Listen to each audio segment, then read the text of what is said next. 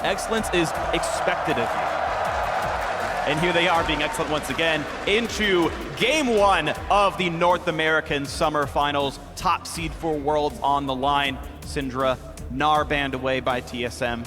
No Karma allowed from a C9 ban. As far as TSM is concerned, they've only had 3 games within the last month where you can scout their picks and bans. And when they played CLG, they were very targeted with those bans. So the Syndra and the Gnar being taken out very early are the 2 champions that Jensen and Impact have been the most dominant on. So it does look like they're still going with target bans. I really like the GP ban here. This was critical for both these teams in their semifinals appearances, and it's something that both teams are very comfortable first picking as well. So taking 2 of those first pick top laners off the table does make people a little bit less comfortable up there. And this is interesting, actually. Yeah, TSM adding in an Olaf ban into champion we haven't seen played, but TSM banned that last week as well when they played CLG. Exactly, all 3 games, and that was off of one Xmithy game that Xmithy had on Olaf in the quarterfinals. But there's a lot of information we don't actually have access to. TSM probably wants to run some type of low mobility champion that can get beaten pretty badly by Olaf, so since I think it could also be a throwaway ban, and there's a lot of power picks still up for TSM to take.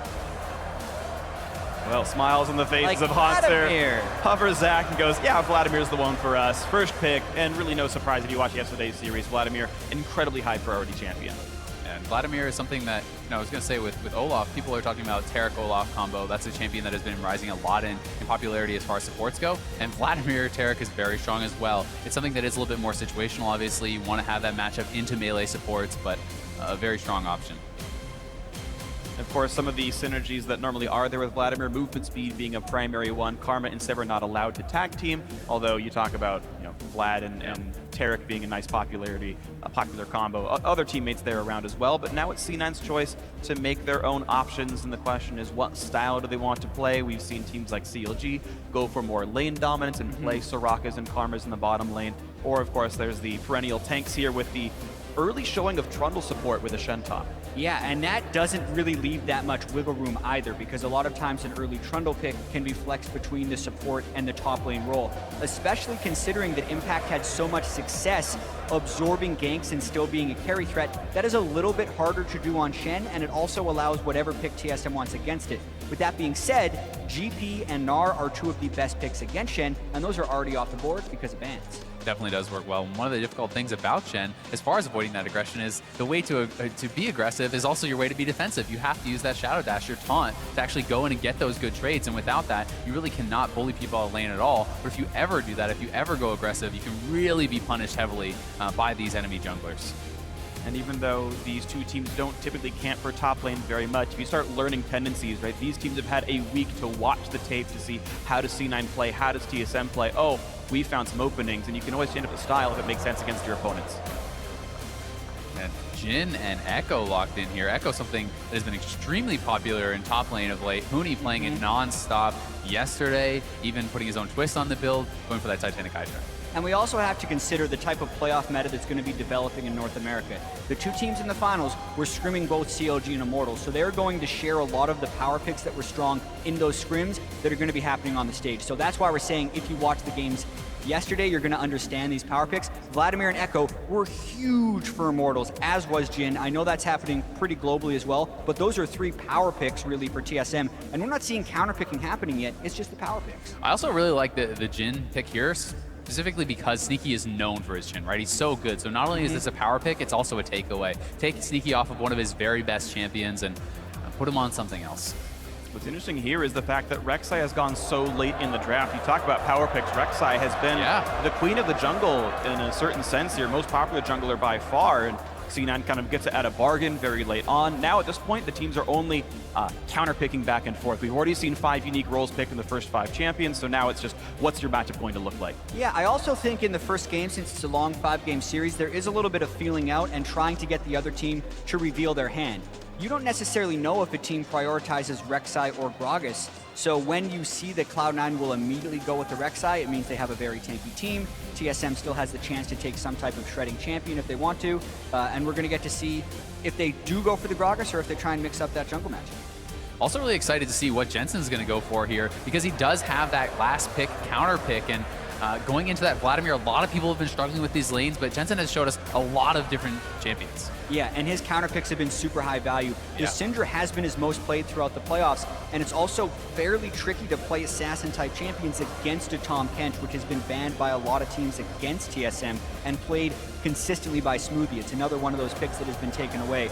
Can't wait to see what Jensen has because they're targeting this counter pick. Two of the most common ones are Cassiopeia and Malzahar. And you mentioned playing assassin types is hard into Tahm Kench. Well, with that Tahm Kench picked up, I would not expect Malzahar. We know that Jensen's had somewhat of a unique champion pool. He's brought out things like Vel'Koz when it was uncommon for other mid laners to do so. He's been hovering this Xerath for a very long time. As the 10 seconds tick down, they're using this time for Reaper to talk to the team and tell them, here's what we need from you, here's how we're going to play the game. He knows the team comp already, and Cassiopeia, I think, the unsurprising last pick here, as Jensen will bring it out. And he's going to go Ignite, which really speaks to his confidence about winning this lane. He wants to be able to go aggressive. He's not playing Ghost, more that kind of utility that a lot of people like to take on Cassiopeia, but going to be going Ignite. And if Bjergsen is going to take Combat Summoners, not take TP or anything like that too, the lane is going to be very explosive, and a lot can be decided by these early minutes of the game. Yeah, and I really want to see how well C9 can use the pick potential of the Trundle and the Ashe to focus towards Jensen's lane even more so, because if Bjergsen gets going on Vladimir, we've seen Pobelther, we've seen in the European finals, Vladimir's have been getting absolutely out of control, and they don't necessarily have a great late game answer to that. So that's why I think the Ignite is taken in lane, and I expect some very heavy focus on the mid lane in this first game.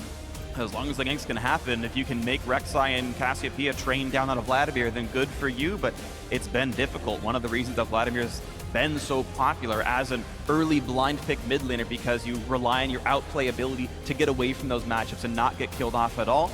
But of course, we've seen it turn around. So champ select is done. The 10 players have locked in their 10 champions, and now it's time for the first of many handshakes between these coaches as we get ready to start our best of 5, our test to determine the best team in North America, who's the #1 seed heading into Worlds. And so you in the crowd and you at home, let us know who you are behind. Hashtag TSM win, hashtag C9 win. It's time to start. Let's go into game 1. This game 1 is going to be so important for gaining momentum throughout this series, for asserting your dominance, and really for dictating the picks and bans for the rest of the series. You know, if you can shut down a Vladimir early in this game, maybe you don't need to ban it out, but a lot will depend on that. And you can see the Canadians here in attendance. They don't need Twitter to let you know they are behind TSM primarily. Yeah, Wouldn't be an NA event without that. The pressure of the series is also going to be something we have to keep track of. Yesterday we saw COG and Immortals never backing down from a fight, perhaps even influenced by the crowd to go in more than we were used to. But if we look at what happened in the semifinals when TSM was playing a little bit nervous, they actually had a lower combined kills per minute than any team had in the regular season. So TSM was actually playing extremely slow in those semifinals. And I actually feel like if they do that, it would favor Cloud9 a little bit, because Cloud9 played very slow in the regular season, and TSM excelled by that controlled aggression they were able to show in the early games. So they need to get back to that, I think, now that C9 is their foe in the finals. And they have had another week to practice up, to get more comfortable in this patch, and we'll see if that's going to shine through in the finals today. It's really up to their training, because Double have said in an interview with you, Jat, that the reason they played so slow is they were afraid. They had been upset by CLG twice in a row, and they were so worried about screwing up the game. Double said after watching the games afterwards, he's like, we were up 10,000 gold that entire time. I didn't realize that at the time. I was so worried about throwing the game away. And now you're back on the finals, TSM. And for some of these guys, their first time in the finals with this squad, and they've got to make it work. And we've even talked with Bifrost. He said even though he's been able to step up to the pressure so far, that's the LCS studio that holds a couple of hundred people. This is 15,000 sold-out fans, Canadian fans, and Bifrost went to the University of Toronto. Like, this is a hometown game for him, and the pressure could not be higher. This is the most pressureful game he's played his whole career. Certainly is, and for Jensen as well, his first finals here in this kind of a stadium is ridiculous, and some players will rise to that pressure and some players will crumble. Now we'll see as it happens. Right now we have the start of the laning phase as the duo lanes back and forth. Biofrost and Doublelift, the most dominant duo lane in North American League of Legends, but Sneaky and Smoothie, no slouches in their own right. Doublelift, though he's still new to Jhin competitively, did win the game he played on it. as they trade back and forth, get some damage onto Sneaky. Yeah, and to me, his Jhin looked incredibly clean. Like, he's put in a ton of games on this champion. So even though Sneaky was the first one to pick up Jhin, by no means do I feel like Doublelift is a slouch. And just based on this lane matchup, I feel like the Tahm Kench is a little bit better than the Trundle here, and I'm expecting TSM to have a little bit of lane pressure at the start. I also think it's pretty interesting because Sneaky is so known for his Jhin, and Smoothie has made a name for himself on Tahm Kench, so they're extremely familiar with the champions that they're going up against. And you have at times seen people kind of get caught off guard, you feel, by playing against Tahm Kench, and this is not something that should happen whatsoever here. Yeah, and I also want to talk a little bit about the two melee supports, because we spent a lot of time talking about range supports throughout the regular season, and then TSM did triple melee supports all throughout the semifinals, and actually split to Lost Lane, which is a big departure from the giant CS differential they had during the regular season. Oh, really Last nice attack by trade. Hanser not worth. Yeah, he let Impact get the grasp hit off, which is just worth more than a phase dive. Corruption Potion might be able to sustain him up, but that's great for Impact. But here we go. That's the exact thing you can do with Tahm Kench if you ever get pillared off.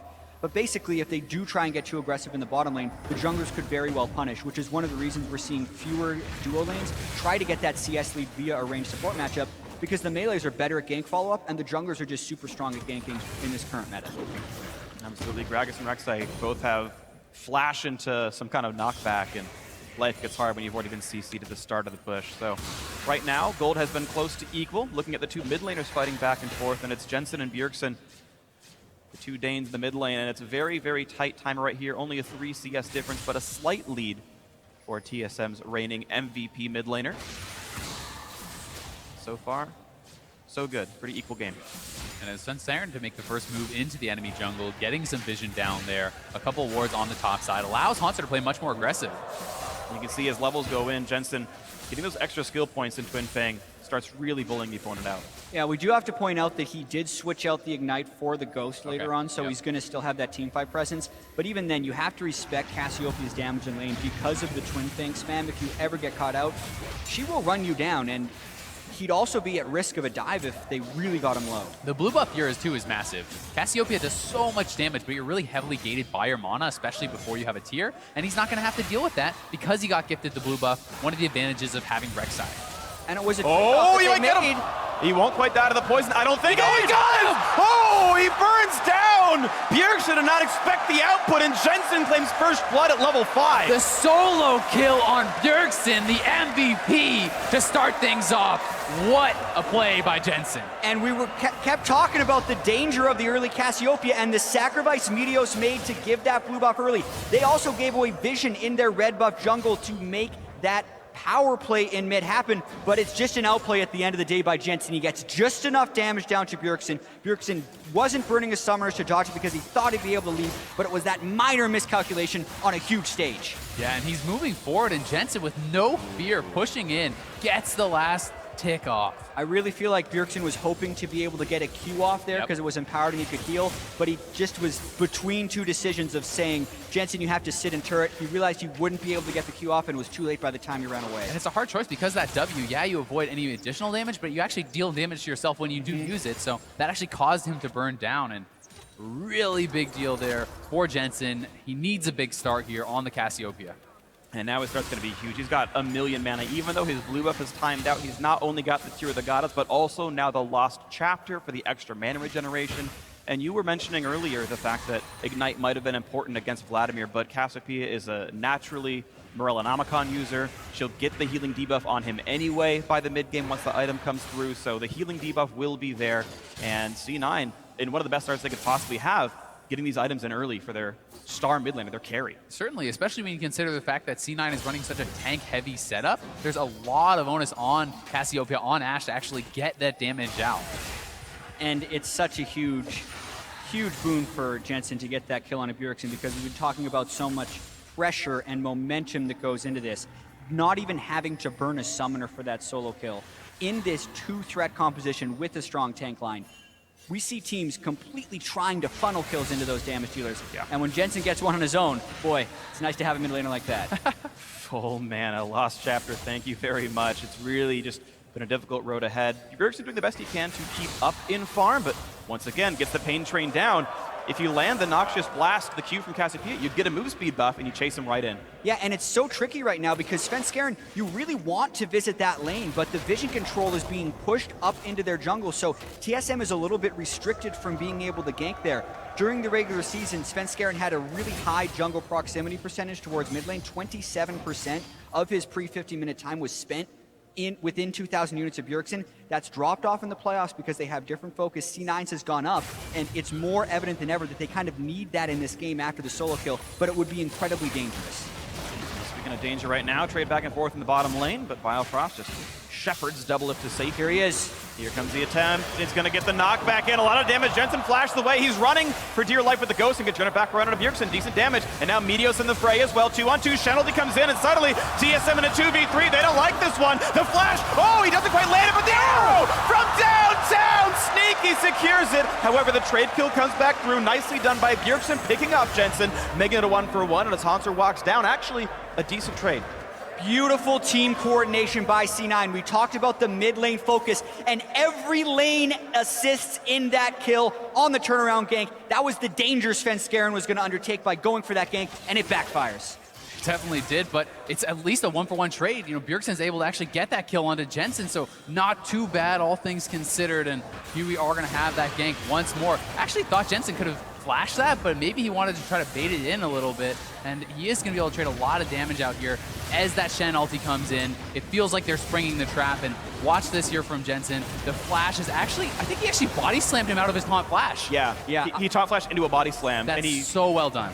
Actually watching that again, it does appear to be just the smallest bits of nerves for C9, like not flashing the ultimate from Svenskeren either speaks to some overconfidence or some nerves, and that could have been avoided from the death for Jensen on a couple of different areas there. And like you said, it was a 1-for-1, so despite C9 using all those ultimates and pitching in so much, being able to trade the kill is actually pretty huge for TSM. And the recipient of the kill, I think, more important as well. Both these teams, actually, I guess Haunter is a threat in himself, but Vladimir got a kill, but the tank Shen did on the other side here. So only a split two ways assist for Jensen means Bjergsen gained more on a comparative level. And mid lane back to dead even now, and you can see just by the way these guys are positioning themselves in lane, Bjergsen was getting a lot more confidence because of this. He's picking up a lot of MR. He's very close to his Spirit Visage now, which is going to be massive for him.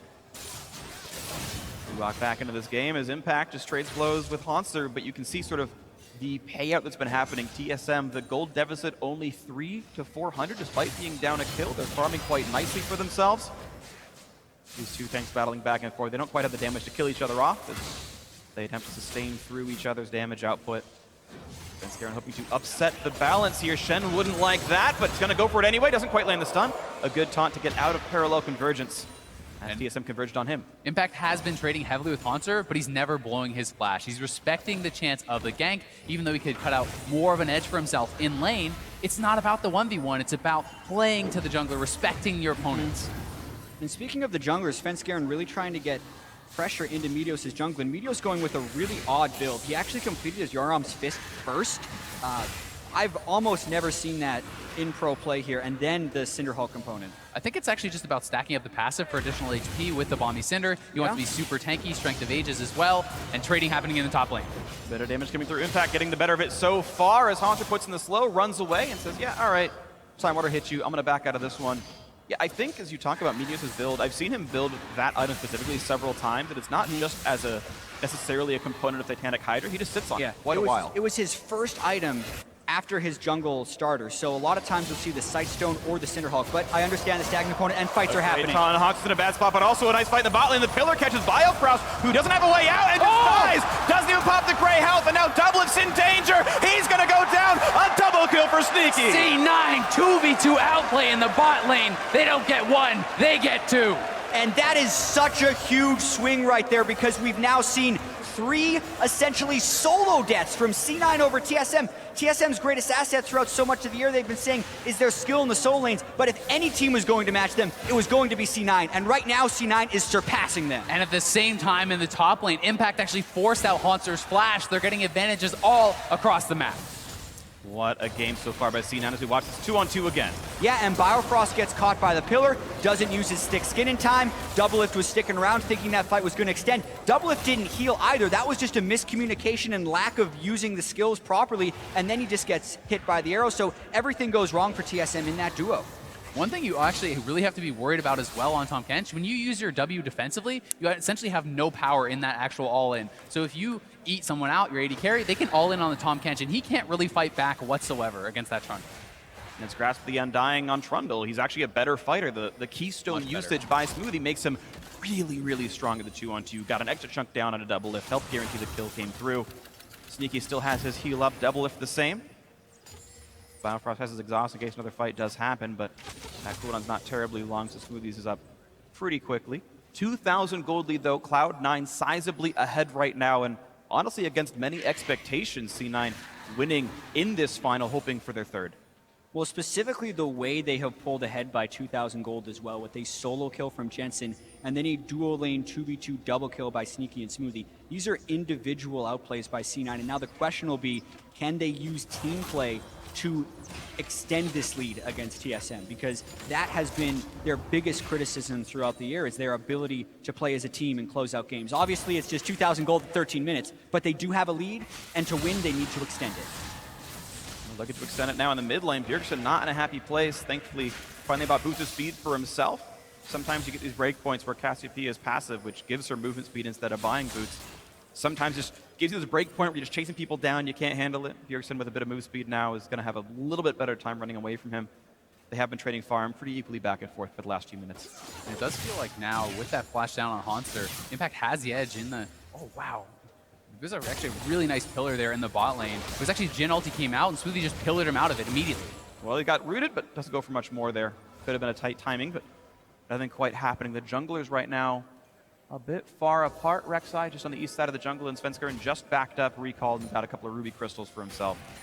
We'll see where the junglers go next, but the funny thing is, 3 of the 5 kills this game have been without jungler intervention at all. It's just been heads up, lane out plays, 1-on-1 in the mid, 2-on-2 in the bot. And it's just, all right, guys, enjoy your farming. We'll take care of the work from here.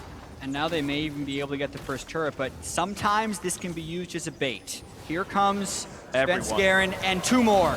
Here we go, the pillar and the exhaust. Sneaky gets the Shen ulti. Here comes the body slam. Could be an easy explosive cast. Knocks him back in. Bad days ahead for Sneaky. 1 kill. The root and the Smoothie could make it a second, but Impact here to hold him up for a little bit longer. Flashes away, stays alive. Just the 1 for 0, but still advantage TSM. Bjergsen's coming in. Flanking under the turret pillar to keep him away. How much does he want this dive? They want the first blood turret gold, I think. I think they're just going to try to zone them off. Every one of TSM is down in this lane, and C9 be a bit foolish to defend, here but too.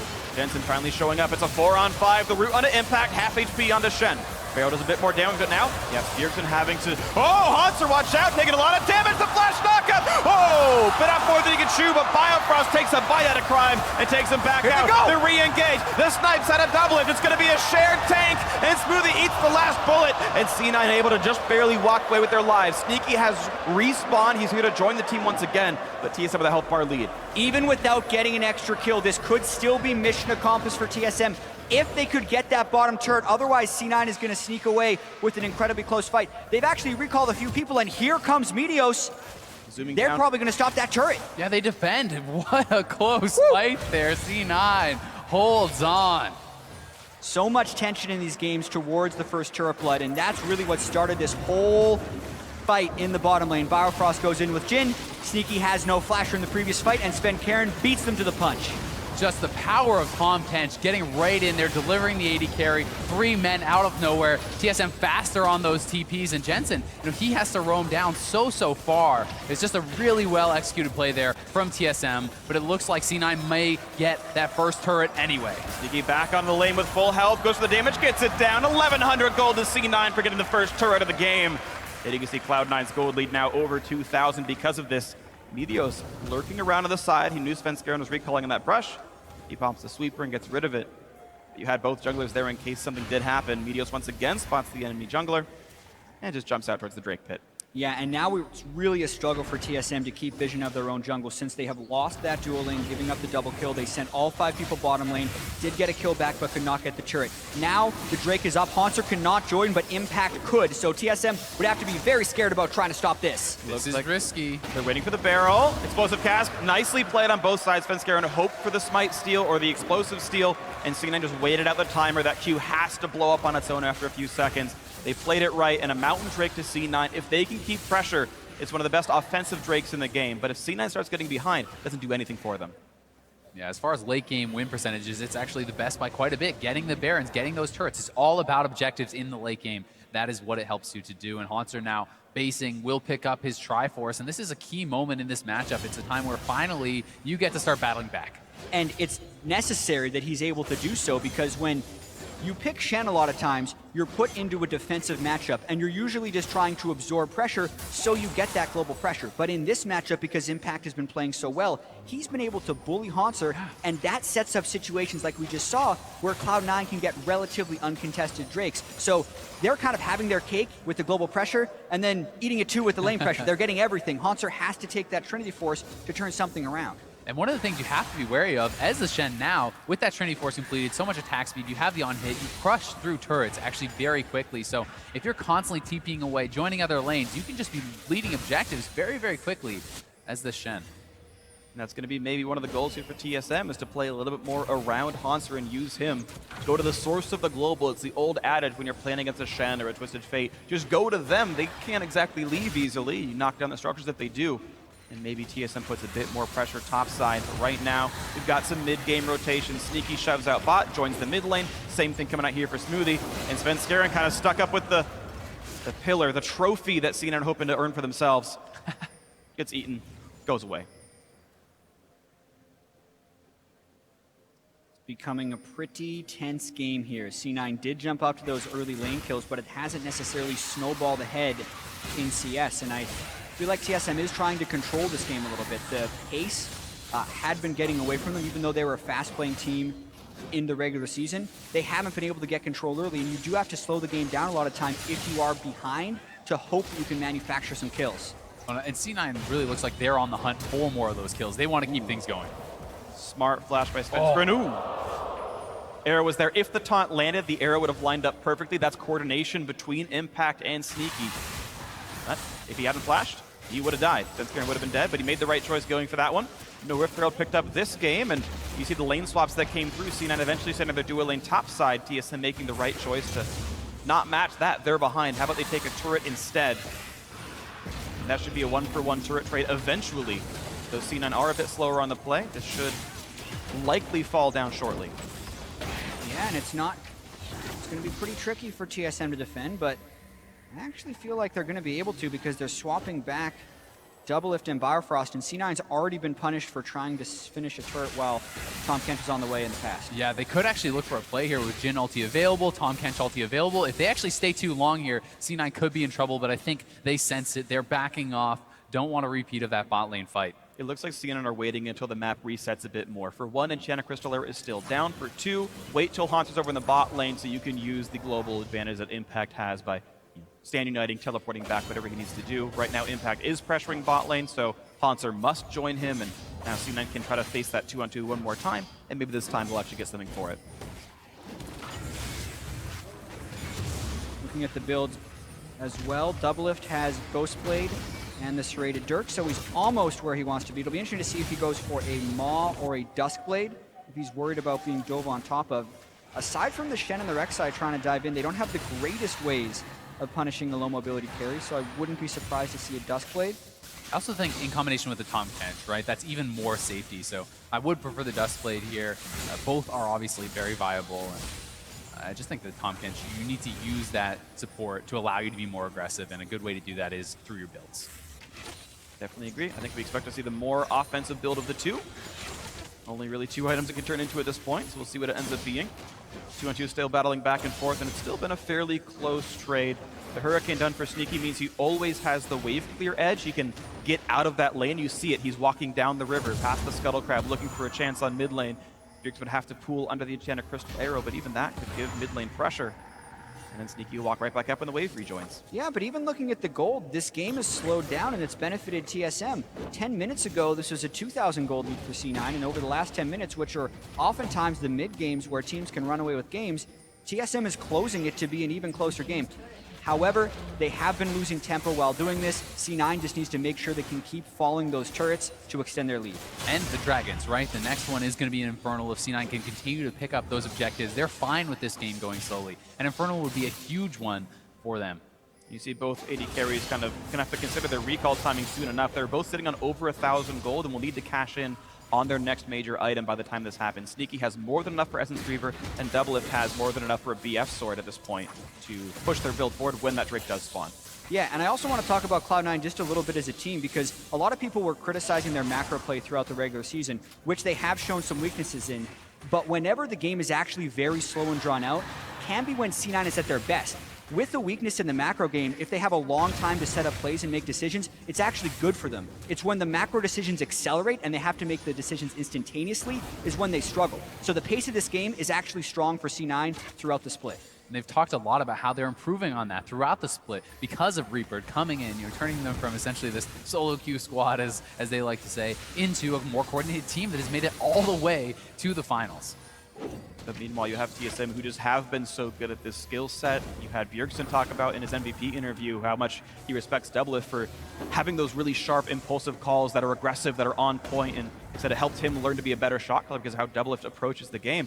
And here we have them squaring off for a Drake. Yeah, and we know C9 has a small advantage. They've been battling over wards. This is where TSM has been able to excel for most of it, but Doublelift just recalled to finish his Duskblade, and they're probably losing this Drake. He's not at the right time, and the Drake does go down. Svenskeren down to half as well. Pillar helped with that, but Arrow the arrow is in this one. But a nice chomp by Biofrost. Says, yeah, what's Ash going to do when I eat your prey away? But now here comes the attempt on a turn. A lot of hits come through. Shenalty to join this one. Stand United going to be there, and here's the 5-on-5. Bjergsen exhausted, has to kite away. Maybe there's going to be a bit of a re-engage as the dancing grenade comes through. Hits a few members of C9. A taunt comes back in, looking for damage on a Biofrost. Pops the gray health. Impact's going to take the Duskblade. He's going to be alright with this one. Svenskeren now low, under 1,000. Smoothie, dangerous as well. The flash in, but he hits the wrong target. Doublelift does not click the right champion. Could have gotten a kill. Instead, they all walk away. Only the Drake losing its life, but now suddenly Hanser back in this one on the front line. He's all up. low. He's out of health. Oath back in. He can't quite kill off Smoothie, and another huge mistake. TSM overstepping. And for once, we don't see TSM acting as a team. Hanser thinks the fight's still happening. The rest of TSM goes to push mid.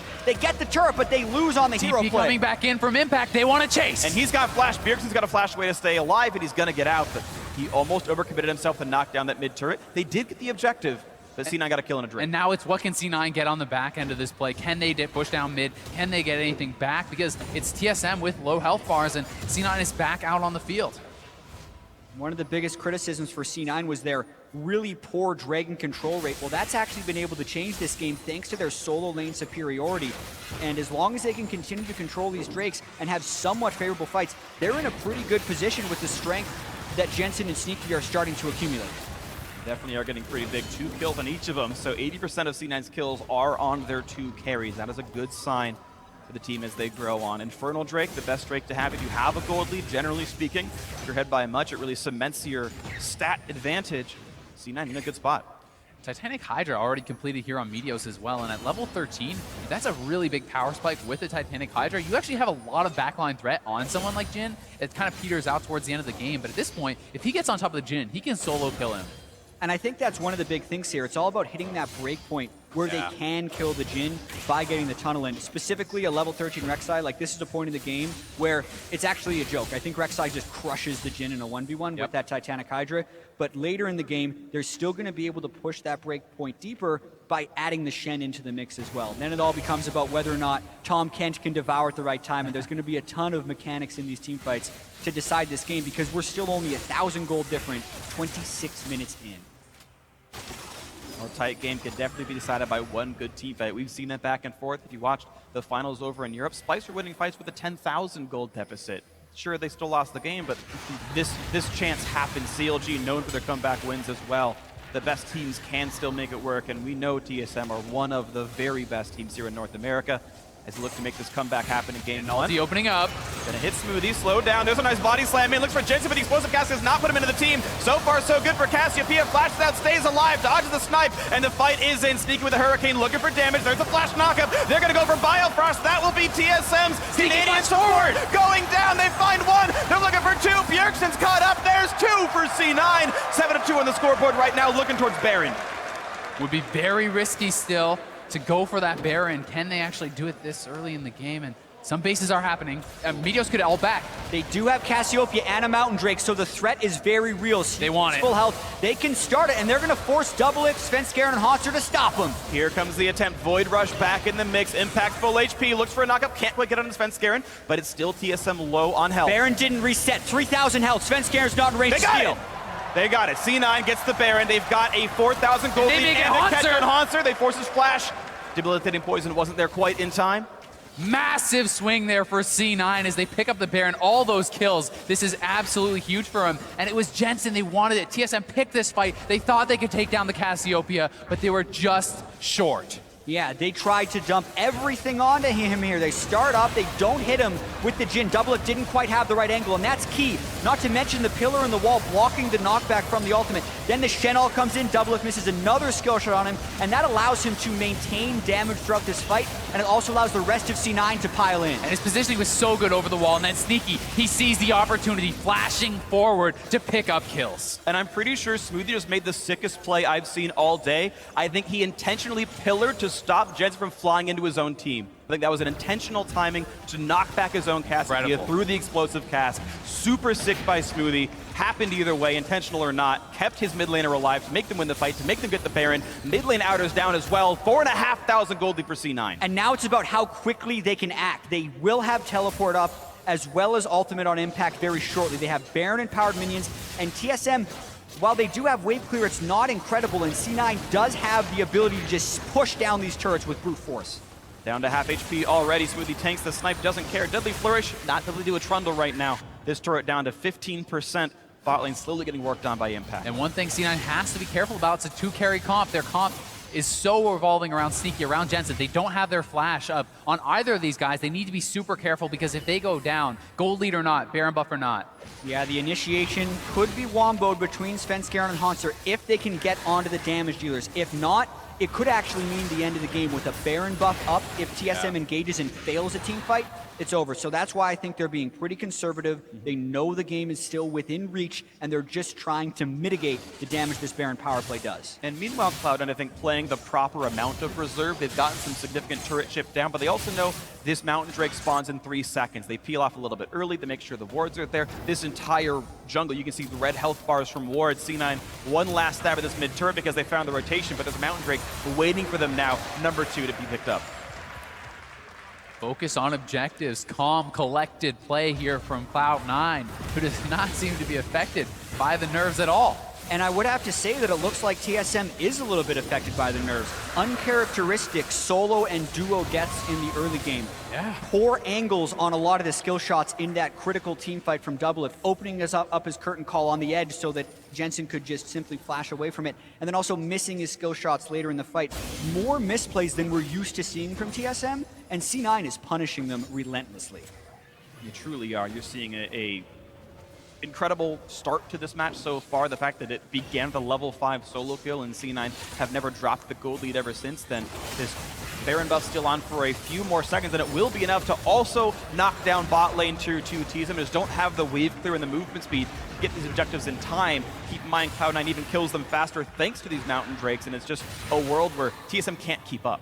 These item breakpoints are coming in so quickly for C9 off the back of this. GA just gets picked up for Meteos. Impact Vision is his third item. You know, we have almost a 4-item Cassiopeia here at 31 minutes in the game. This guy is going to be a menace in the team fights. Definitely will be. This is a scary thing right now if you're a TSM fan, because this game is getting farther and farther out of hand. Baron buff time's up, but the power play itself was quite good. Several turrets picked up, several thousand gold. And as the map resets, there won't be any more objectives for quite a while. It's 3 minutes on Baron, 6 on the Drake, so it's going to be basically contestable objectives, these turrets that TSM can hide under and defend themselves. And it'll be a question of how much C9 wants to try and push the tempo. With double Mountain Drake, they have such pressure innately around Baron because they can kill it in under 10 seconds very easily with double Mountain Drake Cassiopeia. But they still have Ash Arrow and Trundle Pillar, so if they really wanted to, they could try and aggress and catch TSM while they're waiting for this Baron setup to happen. And so much of it is just going to be about the vision around Baron. They must maintain full vision control to look for those picks, to look for the sneaky Barons, and really force TSM in a situation where they have to make kind of that lose-lose decision. Do you face check in? Do you just let it go? There's only so many vision tools for TSM. You can throw some barrels from Gragas over the wall. You can snipe with Jhin. The shots reveal as they go through the distance. You've got one blue trinket, but only one on TSM right now. It is honestly a bit hard to see what's going on. In situations like this, when you're the losing team, you often see 2, in rare situations 3 blue trinkets because you need to be able to cycle your vision towards Baron. You look at what TSM sees right now. Nothing in the river. TSM was setting up beautiful Baron baits against COG last weekend. Well, C9 is in a position to do the same to them. Yeah, and we'll be interested to see if they do make that swap as Baron does spawn. Still a minute 30 before it is up, and you know, if C9 is still looking in that area, we may see TSM make a swap. Sure. Any pro will tell you can start this early if you want to. Wards last 2.5 minutes, pink wards last forever, and they're playing it so well. Like, now look at where C9's vision is. TSM to go past their own jungle, then to the river, then to Baron, and the 3 phases in a minute and a half probably not going to be successful here for TSM. They may take option number 2, push straight up mid and try to force the team off of Baron, try to force the team come to you, which is also very risky when you're at this much of a deficit. And you keep talking about the items. It's another one completed, the Infinity Edge being finished for Sneaky. Makes even the brute force team fights advantageous fights for C9. I really feel like TSM has to pull off some type of crazy maneuver, or C9 has to really fumble an initiation, because the item difference is actually even greater than you would think a 5,000 gold difference would be. Jensen even has enough mana, or money I should say, to finish his Archangel staff. Ben's caught! Yeah, and because Svenskaren's caught, the flash into Devour. Biofrost keeps him safe for now. Bjergsen exhausted, running away for dear life, but Sven still burns down the poison. Beautiful Just pillar! too much for him. Pillar to 5 at a time. Huge knockups, and here comes the backline access. C9 have already picked up one, but how many more can they really get? The snipe comes through, Meteos takes him out, and it's gonna be a whitewash. No one from TSM can stand up to the damage output. Incredible fight, and even though Biofrost saves their jungler temporarily, they used the Eat there. He had to use his flash, they used so much, and C9 saw the cooldowns used, and they committed to the fight. And you have to kind of wonder why TSM was up that far on the map. They didn't even have vision behind them, and they were up there. Svenskeren gets caught at the start, and with C9's immense lead, they just chased them down. I loved Smoothie's aggression with the flash pillar, and Impact's willingness to ult the support to secure the big fight. And with respawn timer still coming through, C9 already available to knock down Baron Nashor. 2, 3, 4, 5, and TKO. That's Baron knocked down for C9. The quick recall to reset, and what could be a game-winning push over the next 3 minutes. Massive lead now for C9. The rich get richer. Yeah, last Whisper now on Sneaky. That was really the last thing he needed, and we'll watch this fight once again as Sven. He's trying to counter jungle. He's way too far up there, and look at Biofrost. He has to flash forward to save his jungler, who ends up bleeding out. And at this point, they have no other means of retreat because they've already used their flash and Tahm Kench. What a pillar. The pillar perfectly sections off 3 people from TSM.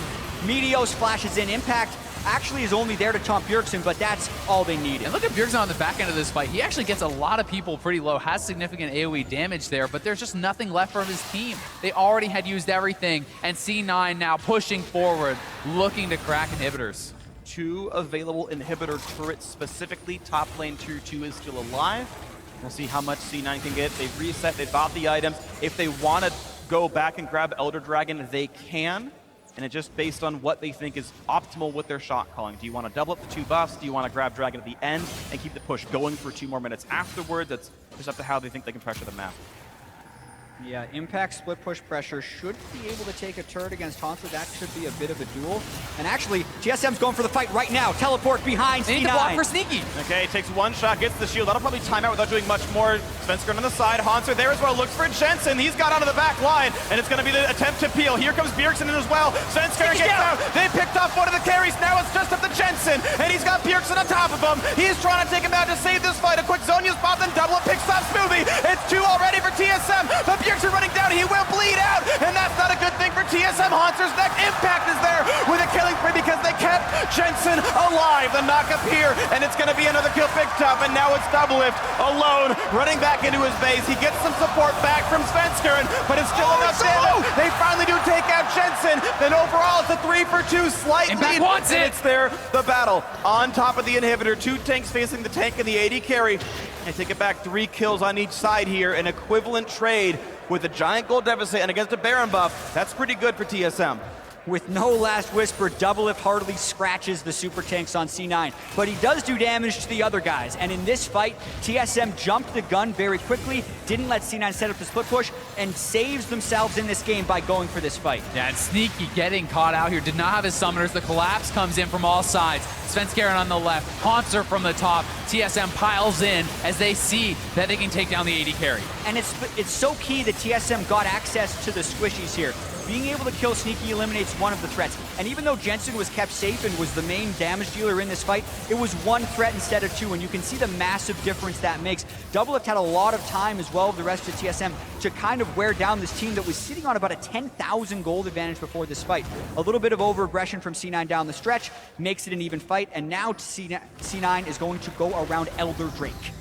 And looking for it right now. 8-kill lead, the gold still up 9K for Cloud9. You saw a lot of damage come out of those players, but Doublelift putting up 6,700 meant he was absolutely there to put in the punishment.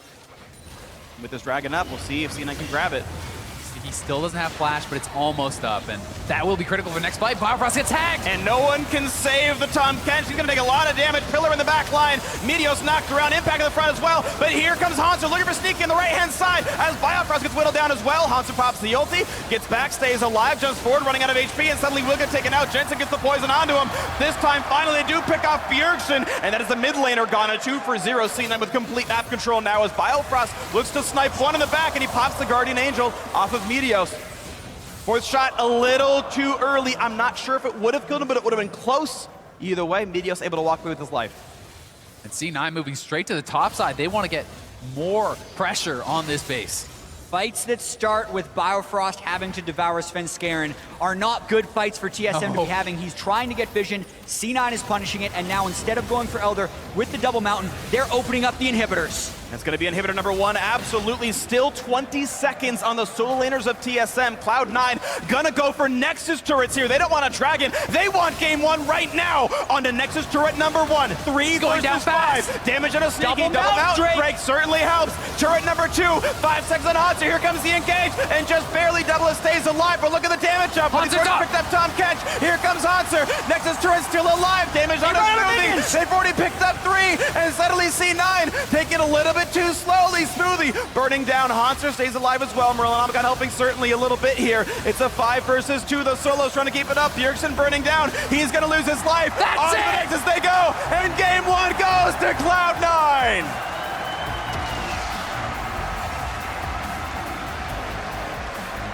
What a start to the series for Cloud9. They start out the game with a solo kill from Jensen, and then they have the team play to consistently catch TSM out and get 19 kills in what was a relatively slow game, but that doesn't matter. C9 1-0. And team play, that's what I want to talk about here. Look at the score lines across the board. Everyone getting involved. No deaths on Impact or Meteos, the tag team front line for Cloud9. And even at the very end, the clutch call to say, it's only -2, the minion wave's kind of small, do we really go for the Nexus here? And C9 made the right one. They played the fight properly. No one died in the final Nexus push. They got 4 kills consecutively and got the Nexus at the end of the day. And they had a nice tempting Drake to fall back to that they said, no, this is the fight we can win the game on. And they were right.